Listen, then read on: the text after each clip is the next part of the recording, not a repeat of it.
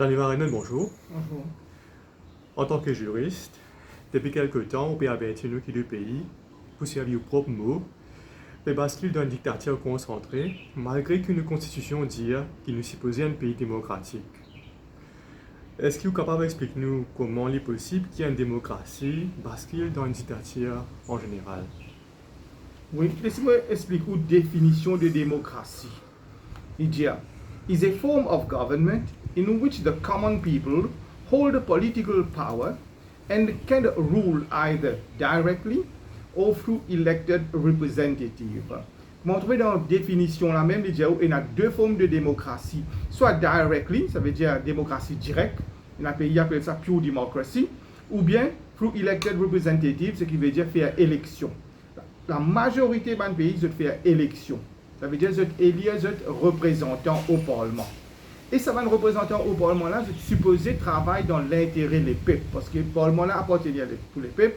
Et ben, le représentant là, c'est gagner un pays qui est payé par les peuples. Que vous êtes supposé travailler dans l'intérêt des peuples. Mais malheureusement, quand vous commencez à travailler dans votre propre intérêt, vous êtes gourmandise pour l'argent, la même qui paye là, il bascule dans une dictature.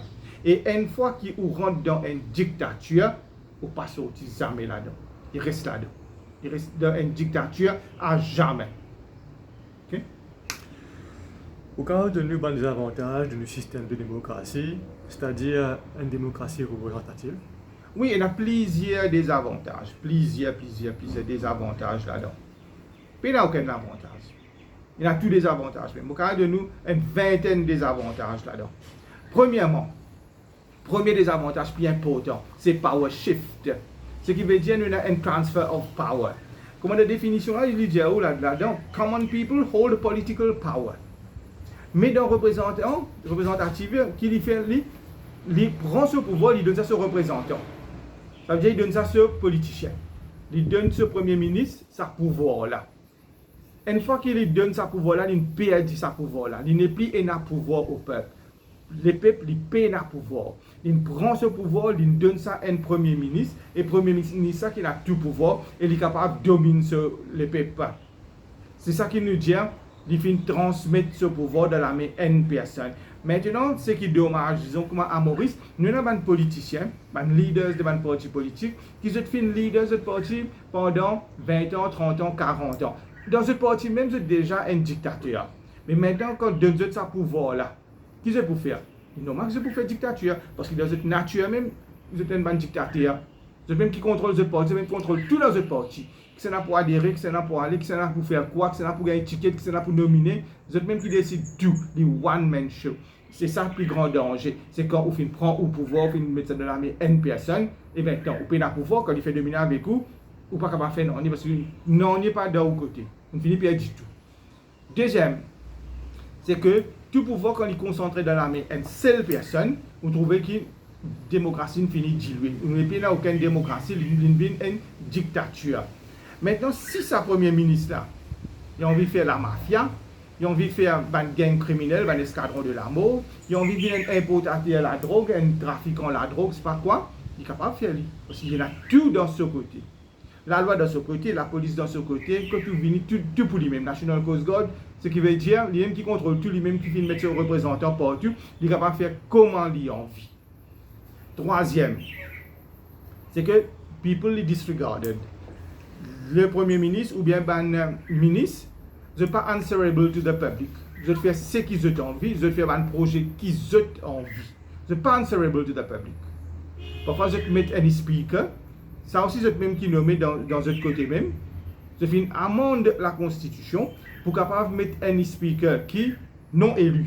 Ça aussi capable de faire. Un seul mot ajouté dans la Constitution. Ou capable de prendre n'importe qui.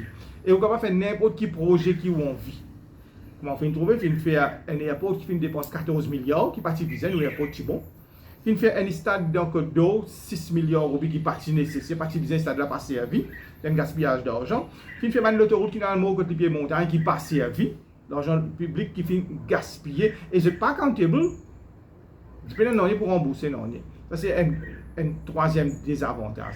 Quatrième gros désavantage, c'est que ce système représentatif là, il apporte népotisme, communalisme, favoritisme. Ce qui veut dire qu'on a the right man in the right place. On a la compétence. Et beaucoup de personnes qui sont compétentes maintenant. C'est pendant cette place ici, vous êtes boycotté. Qui vous êtes fait? Vous êtes immigré dans les autres pays. C'est pour cela que vous trouvez beaucoup de Mauriciens qui ont un poste important en Amérique et en Europe. Cinquième désavantage, c'est fraude électorale. Qui nous fait trouver récemment. Beaucoup de personnes, les médias qui font cause de T-Square, font cause de Computer Room, font cause de ballot paper qui font gagner de la nature, font aussi dire qu'ils vont Bangladeshi, ils viennent voter. Ce qui veut dire qu'il y a une fraude électorale. À quoi vous faites une élection et qui élection la même et la fraude dans l'élection faussée. Sixième, c'est bribe électoral.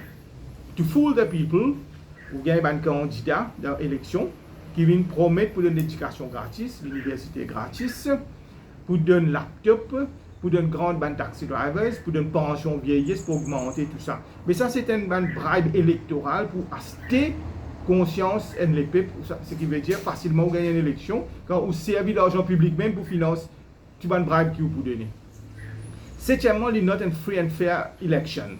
Les not free and fair elections, quand une dépense qui va un parti politique faire par millions et des millions, ce qui veut dire un candidat, quand il vient dans une élection, il investit sur l'argent. Il investit pour gagner un return on investment, ce qui veut dire qu'il a besoin de gagner beaucoup plus et là même qu'il peut frauder la corruption. Parce qu'il fait investir une certaine somme et il expecte qu'il va gagner 10 fois, 100 fois plus. C'est la même qui nous a fraude et corruption. Ça, c'est le huitième désavantage de ce système-là, c'est qu'il nous fait toujours une fraude et corruption. Le tout projet gouvernement. Il y a fraude et corruption. Puis il n'y a aucune transparence. Récemment, nous avons trouvé qu'on a acheté un équipement, par exemple ventilateurs, puis il y a fraude et corruption. Quand on a acheté un gas turbine, puis il y a fraude et corruption. Tout ce qui est acheté, il y a fraude et corruption. Et même si le gouvernement peut vendre une petite chose aussi, là aussi il y a fraude et corruption.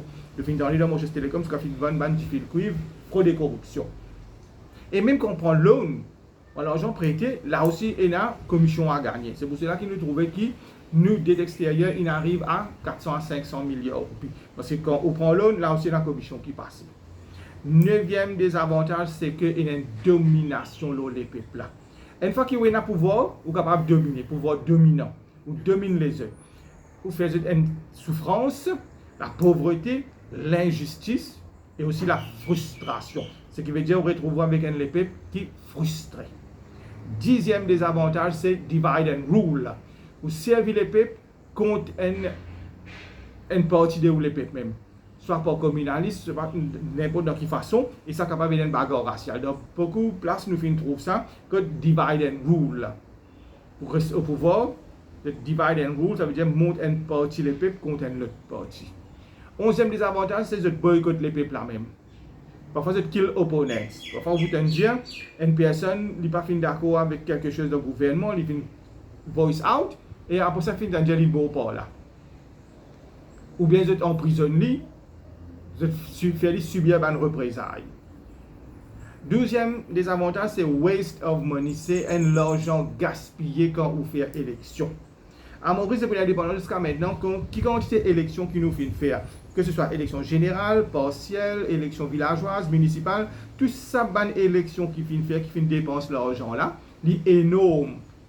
Et maintenant, compte aussi tout l'argent qui paye le staff dans l'Electoral Commissioner's Office, dans l'Electoral Supervisory Commission, tout ça, le staff là, tout ça dépense qui fait, c'est l'argent public ça.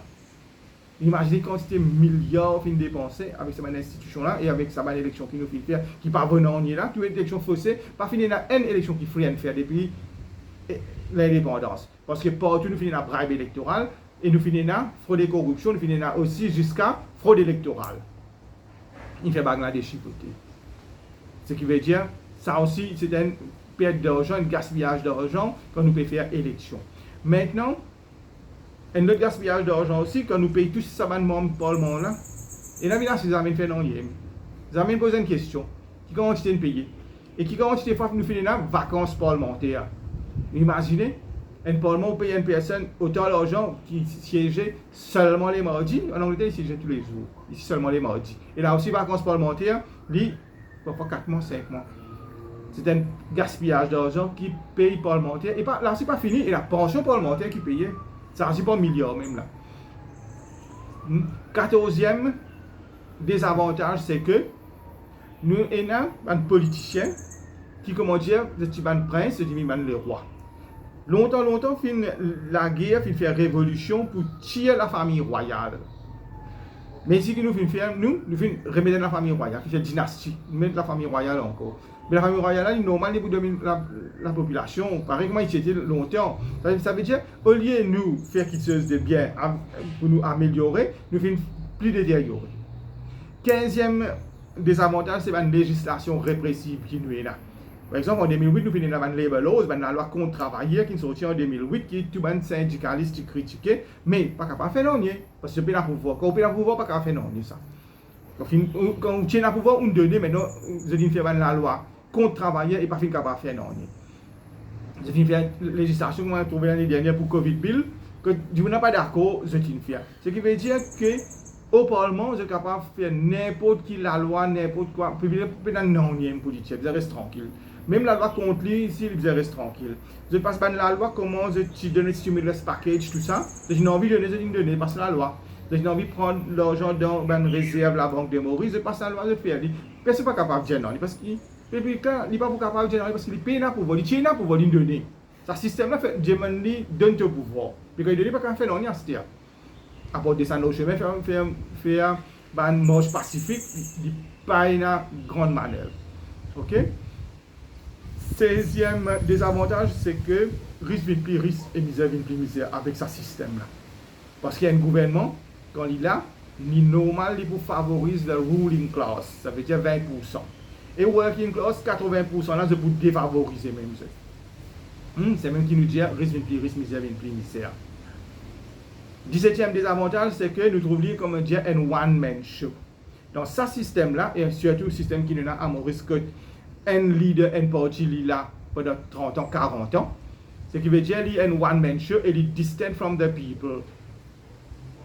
18e désavantage, c'est que le Premier ministre, il contrôle toute institution. Lui-même qui nomine le directeur de l'appareil étatique, lui-même qui nomine le président, vice-président, commissaire de police, chef-zis, en fait, lui-même qui nomine tout.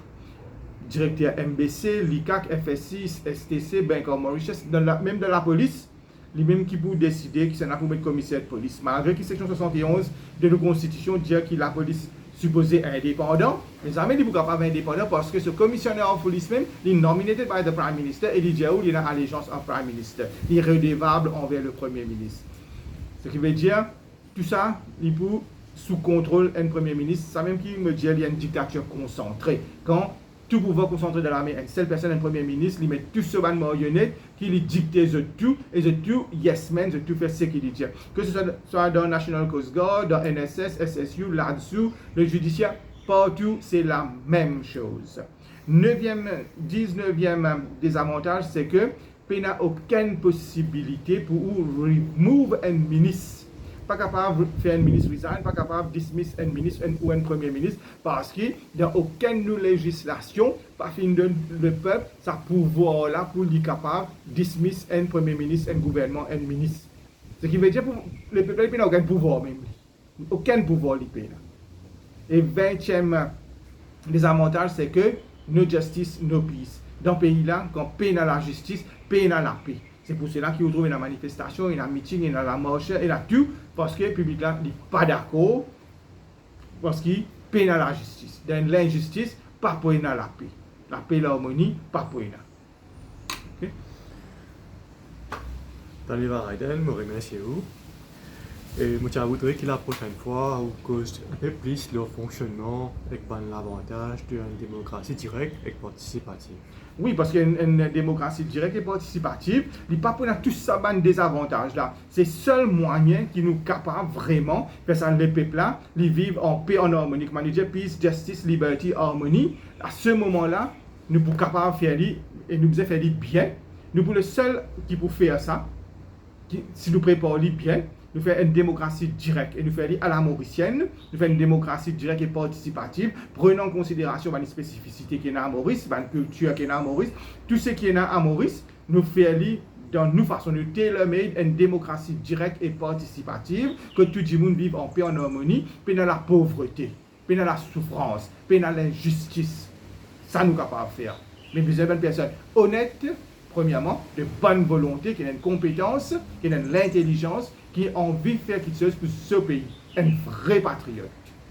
Merci.